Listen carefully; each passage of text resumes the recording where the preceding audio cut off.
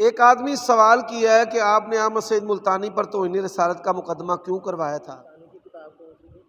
قرآن مقدس اور بخاری محدث، لا حول ولا قوت الا باللہ۔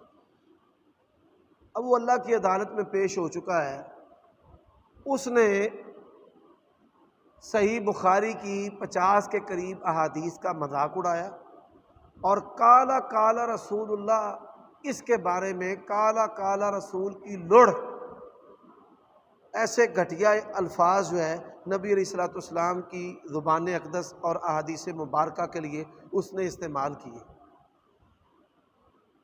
اب وہ مقدمہ چلا، مقامی جو عدالت ہے اس نے اس کو بری کر دیا، سیاسی اثر و رسوخ استعمال کیا۔ اس وقت پنجاب کے اندر یہ جو پرویز الہی ہے گجرات کے، یہ انہی کے مسلک کے ہیں، ان کی حکومت تھی، اور سیاسی اثر و رسوخ سے ان کو بری کروایا گیا۔ جب یہ مقدمہ ہائی کورٹ میں گیا تو اس سے پہلے ہی وہ مر گیا اور اللہ کی عدالت میں پیش ہو گیا۔ یہ مختصر اس کی رویداد ہے۔